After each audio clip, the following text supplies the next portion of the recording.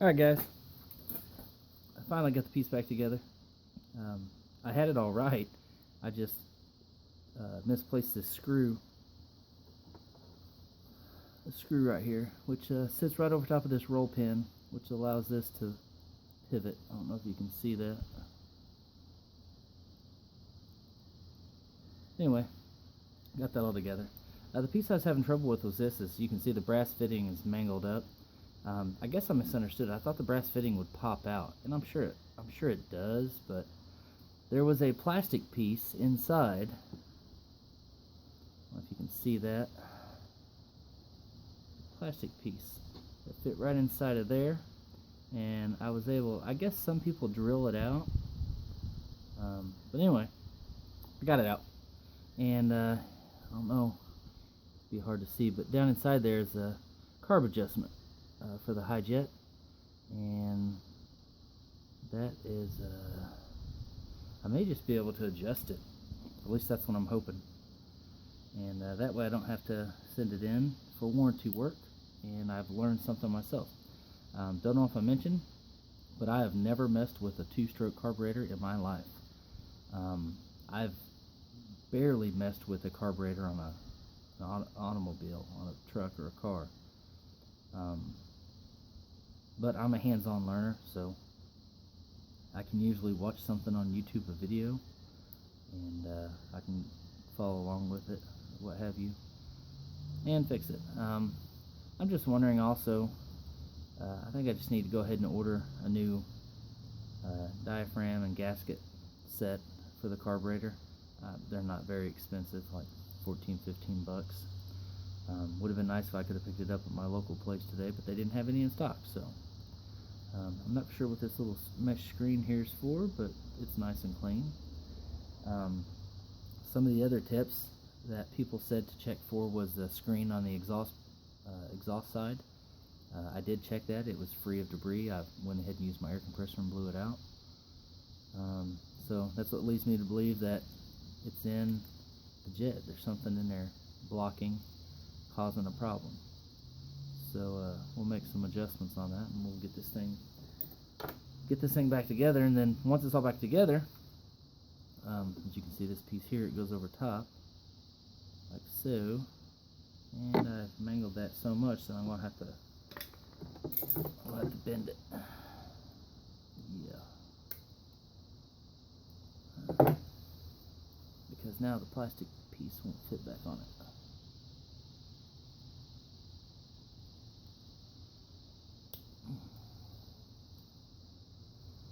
Okay.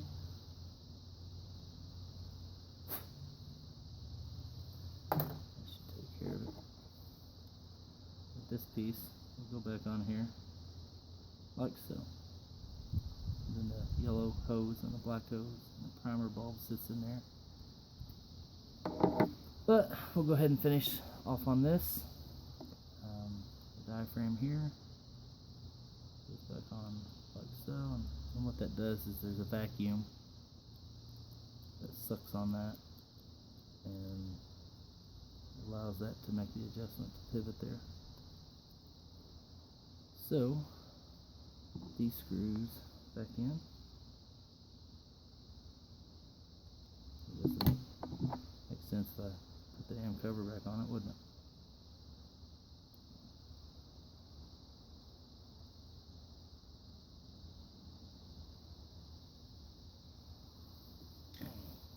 And dealing with little screws like this, I'm using my magnetic screwdriver. It makes my life a lot easier.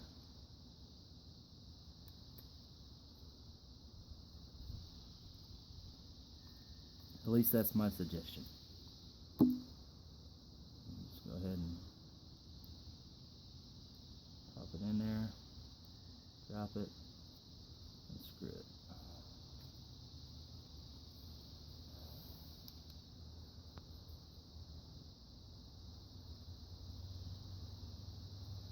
Tighten that down. Now we can move over to the back cover here. And you have that's dirty as hell, the diaphragm,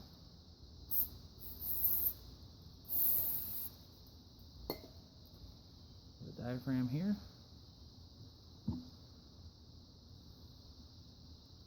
It goes on like so. Then you have the gasket. That's the gasket. It goes on like so.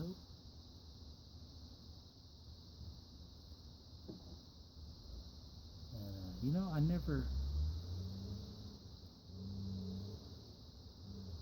thought maybe I should spray this thing out. I haven't even messed with it.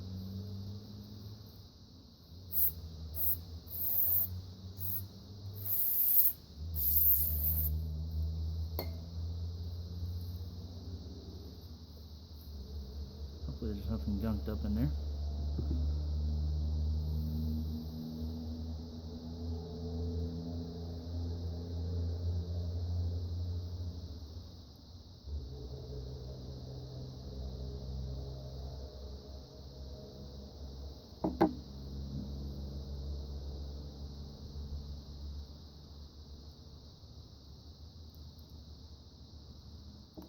Had that on backwards.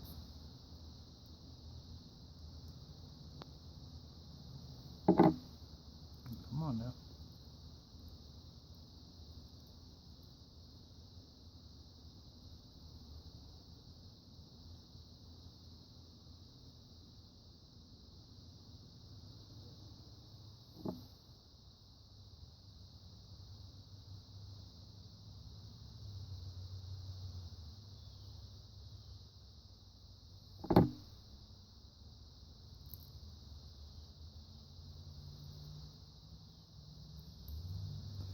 There we go.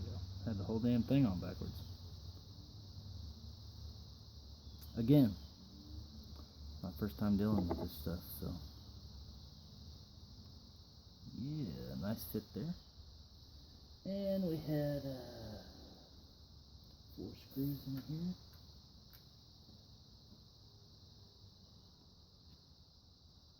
Yep.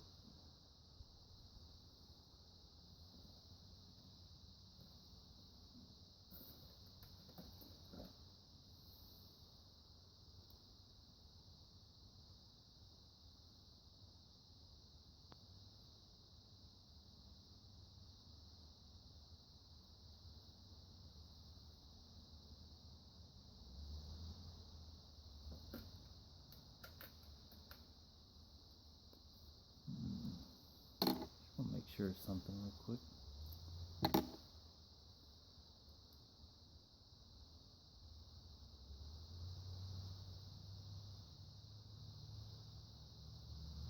Okay, that's what I thought.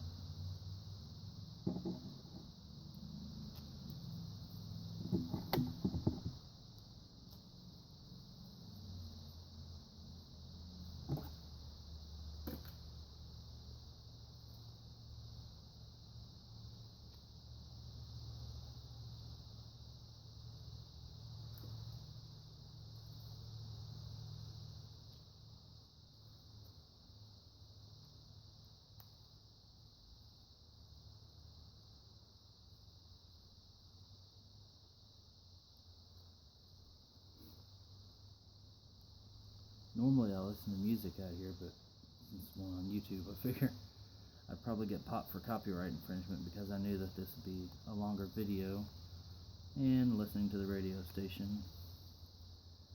So I don't want to deal with that.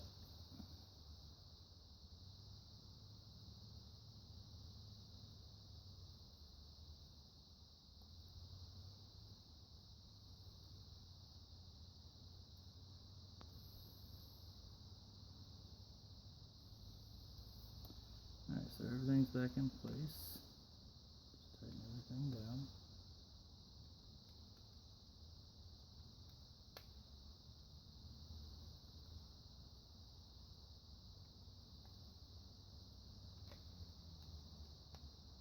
Now I just want to stay snug. You don't have to crank down on it.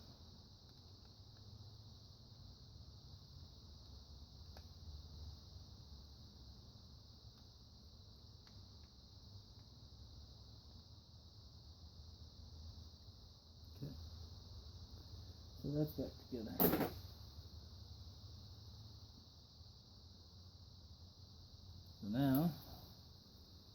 Polar pop time.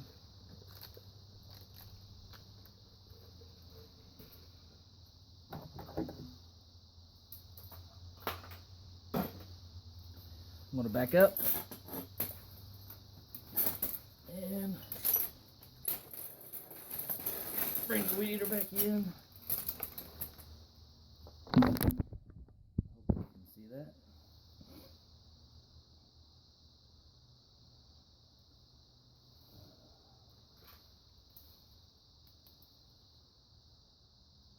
Make sure there's nothing down there. Looks pretty clean inside. That chamber there, so that's a plus.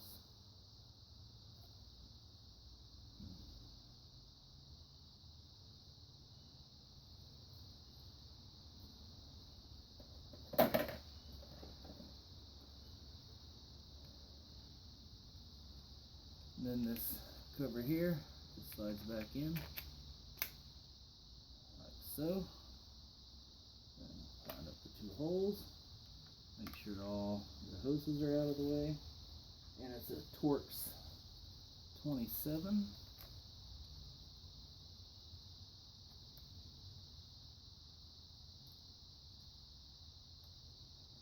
Tighten that thing back down.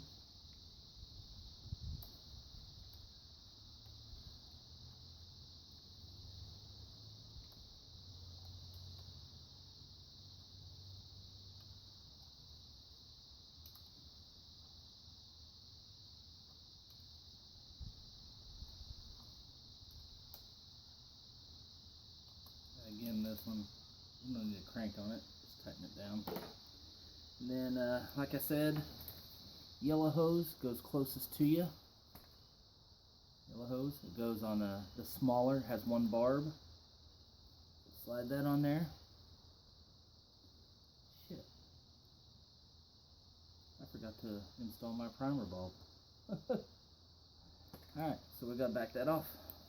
I knew something wasn't right. I stopped and looked at it. That's alright. If I can find my torch piece. So we'll just take this back off real quick.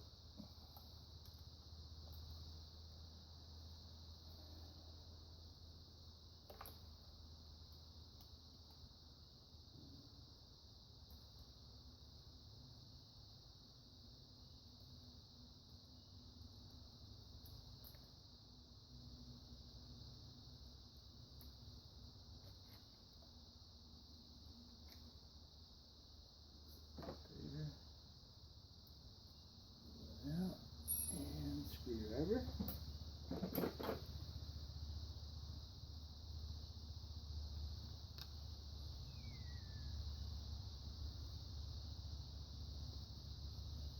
Won't be that big of a deal. We'll just back these 4 screws out off of the plastic piece here.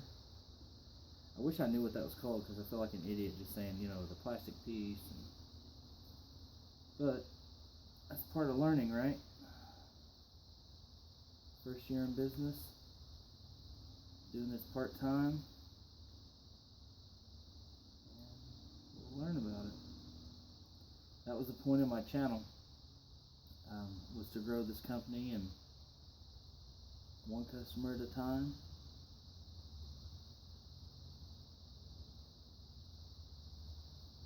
And learn together and share my experience. So if there's any questions on anything that I've done so far,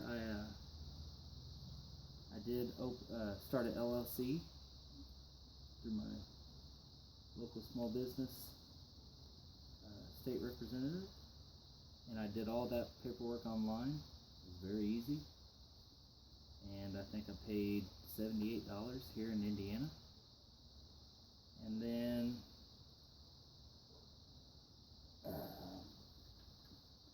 I had to get an employee ID number, EID as they say, and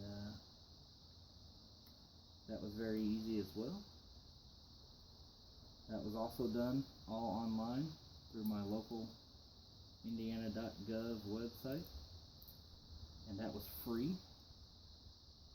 And then I took that information, I had to take my articles for my LLC and my EIN number to my bank, or whatever bank you choose. And so that's all we're doing. I just forgot this crown bulb in this cover here, and then we'll just put the 4 screws back on. But I was able to open a bank account in my business name, Everidge Lawn Care LLC, and I had a stack of checks backing up on me that I needed to get that done so I could cash them because they were made out to the business. I told everybody to make out checks to the business. And once I got it opened up, I made a deposit, and off we were running, mowing yards, and we're a small business now. I know. People say, why do you say we? I say, well, we, I don't know. I am a small business. My wife says the same thing. Why do you say we? I don't know, but I notice a lot of people say that when they talk about a small business in lawn care or something. You know, we can get the job done. It's almost like we want to sound like we're bigger than what we are, which I really don't care. I'm not saying it because I want to feel like I'm a bigger company. I know I'm a small company. I've got 9 accounts, and I'm quite happy with the 9 accounts that I have. Alright, so anyway, I'm going to put this box back on, and we'll try this again. And while we're at it, we'll go ahead and slide on our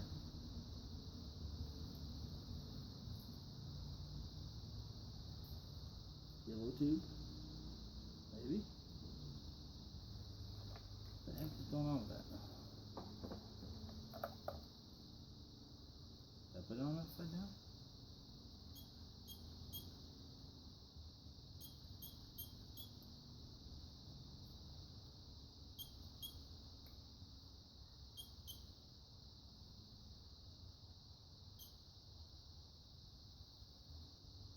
I think I did.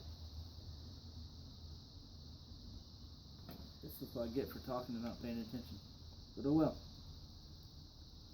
Again, not a big deal. Just pop the screws out and flip it. Not a big deal. So basically what I do is this metal cover, this should be up here, 180 degrees. Anyway, well, whatever we was talking about, why we say we instead of I. I've got people tagging me in Facebook posts today, friends, family, neighbors, which is really helping my business grow. So I don't know if when I say we, you know, if I'm mentally thinking of them, my friends and family. I really don't know. But it's definitely not to make me feel like, you know, like to help my ego of feeling like I'm bigger than what I am, company-wise. Because if that was the case, I would have a 0 turn or a commercial walk behind, and I don't. I have a Toro Time Master,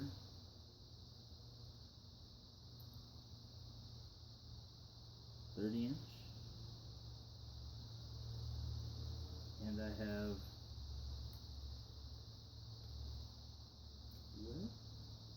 a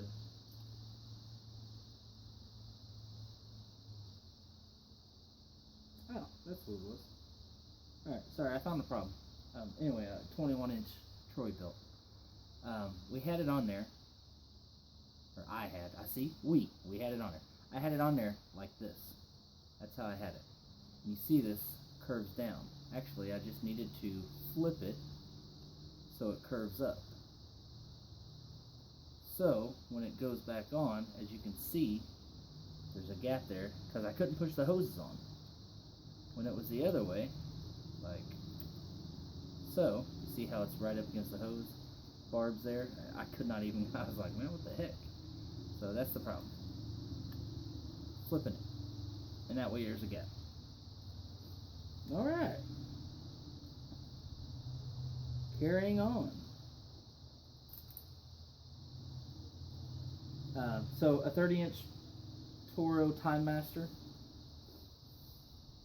and a 21-inch Troy built TV 320, 360. Can't remember. I think it's a 320. 190cc motor. Briggs & Stratton.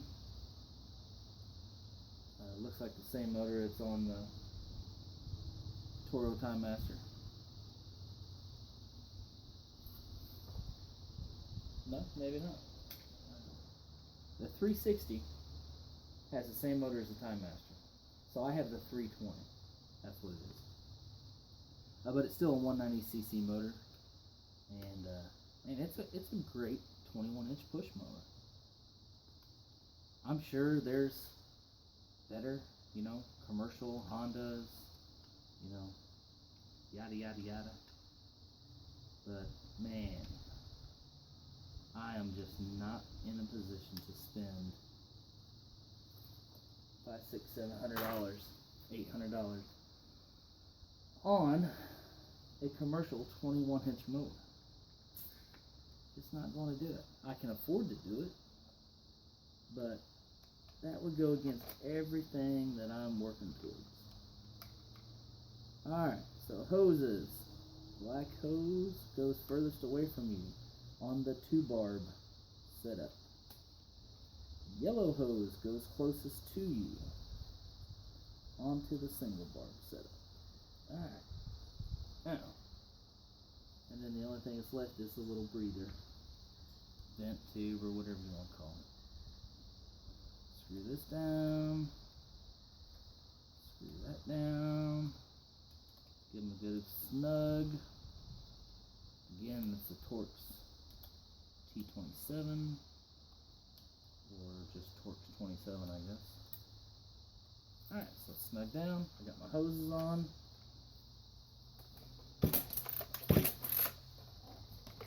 Okay, the only thing left is to put this throttle cable back on.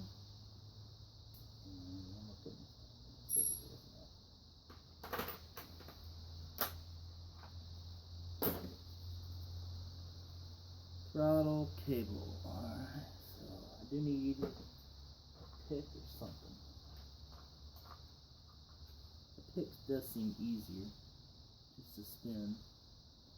And what I'm talking about, if you can see it,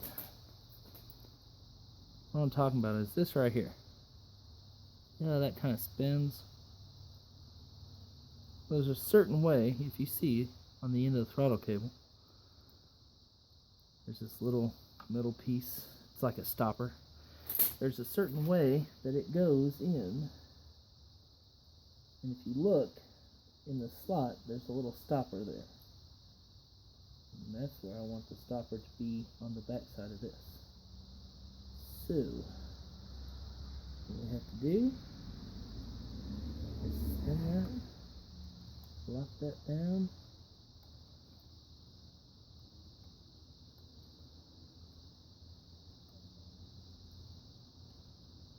Maybe I shouldn't lock it down yet.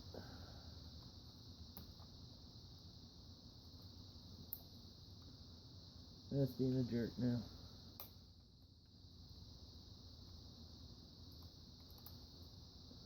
There it is. So, I'm trying to see if you guys can see that. Might need to get a light on it.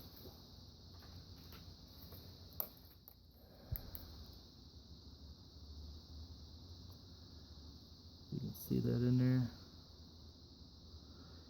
It pulls back about halfway in there. Then we just need to tighten this down. And I'll hand tighten it. And I have a 10 mil somewhere. 10 mil. Locking it down. And at this point you can test your throttle. And if it feels normal, you know you put it on correctly. The first time I put that on wrong and my throttle felt weird. You guys know what your throttle feels like. You use that thing daily. So when you squeeze that trigger, it should feel normal. And that's where it's at. I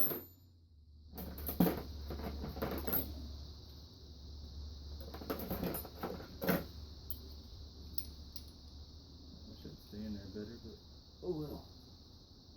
It does not. Alright, and then there's the air filter. It just goes back on, which I think everybody knows how to put one of these on. If not, if we got to do a tutorial on it, I will. But if you can't get that cover off and on, you don't need to be messing with the carburetor. Alright, and that's that. Now, what I have is, once I got that out of there, I need to find my adjustment tool.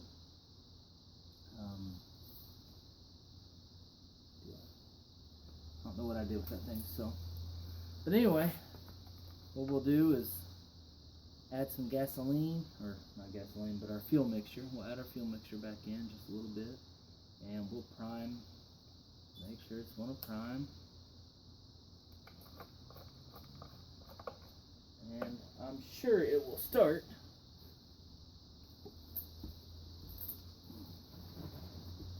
I'm positive it'll start.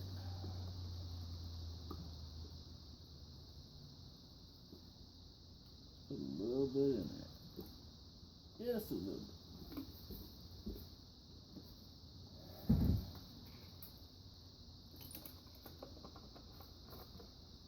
And check the primer bulb.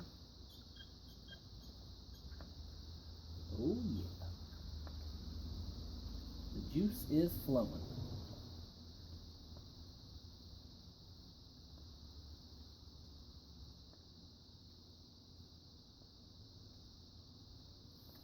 Alright, make sure we're in the on position. Cold.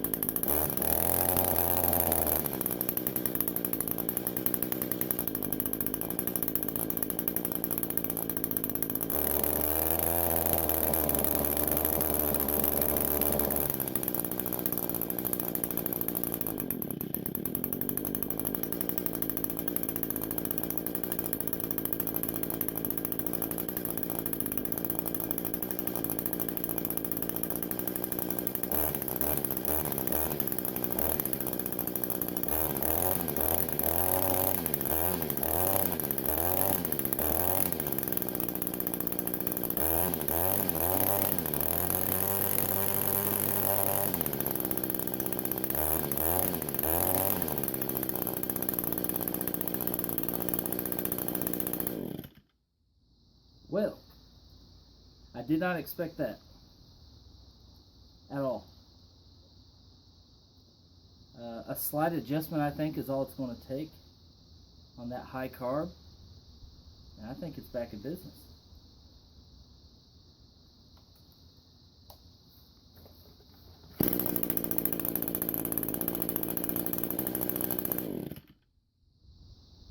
I love it. One pull start.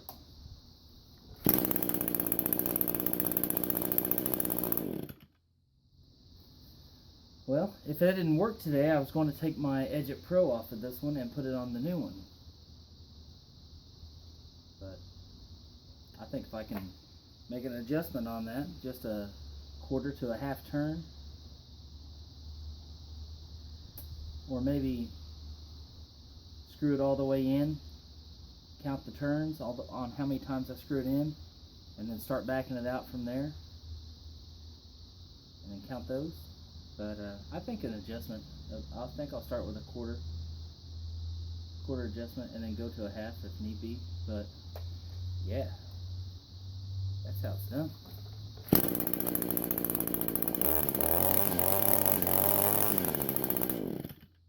Alright guys, there's really nothing else to see. I'll make some adjustments on that. I would make a video on it, but I don't think that it would show up, since I have to get my light and probably move some stuff. Angle up and show you. Get my pick to point. Get my pointer pick.